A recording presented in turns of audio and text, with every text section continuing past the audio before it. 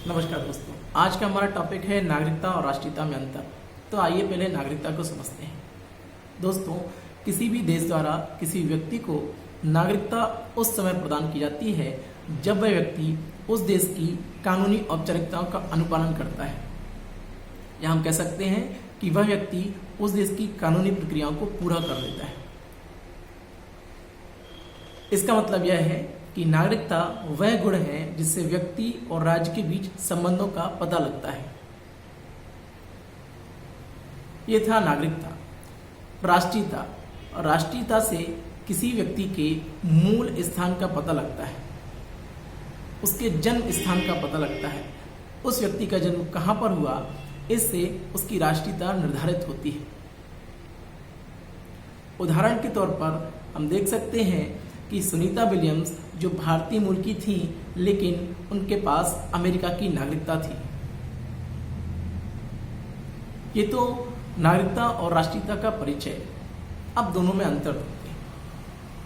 दोस्तों, जैसा कि हमने देखा, जो नागरिकता है यह कानूनी औपचारिकताओं को पूरा करने पर प्राप्त होती है, जबकि राष्ट्रीयता जन्म के साथ जुड़ जाती है।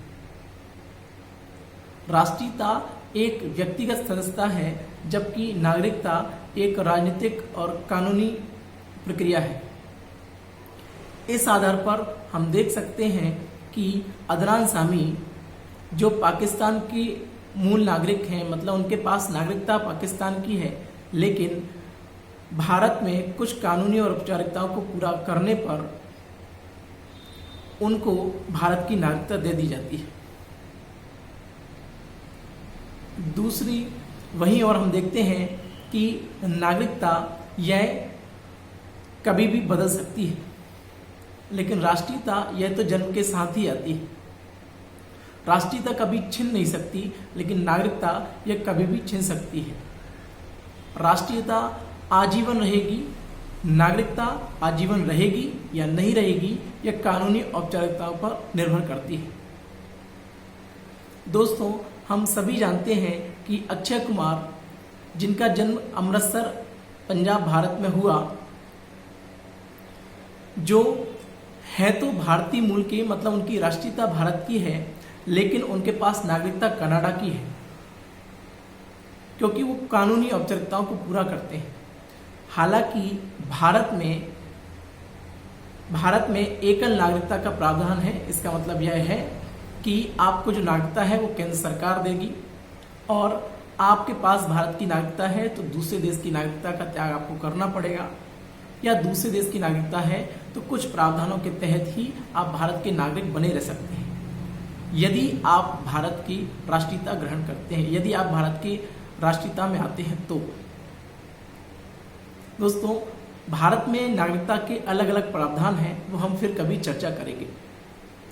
यहाँ पर हम अक्षय कुमार के बारे में जान लेते हैं। अक्षय कुमार को ओवरसीज सिटीजन ऑफ इंडिया के तहत कनाडा की नागरिकता प्राप्त है, जिसके तहत अक्षय कुमार को भारत में वोट डालने और चुनाव लड़ने का अधिकार नहीं है, लेकिन वह आजीवन रह सकते हैं, क्योंकि राष्ट्रीयता उनके पास भारत की है, और राष्ट्रीयता आजीवन रहने वाली प्रक्रिया है। इसलिए अक्षय कुमार भारत में आजीवन रह सकते हैं, मकान बना सकते हैं, घर बना सकते हैं, जीविका चला सकते हैं, और भारत के कर्तव्य और अधिकारों के साथ तालमेल बिठाकर यहाँ पर रह सकते हैं।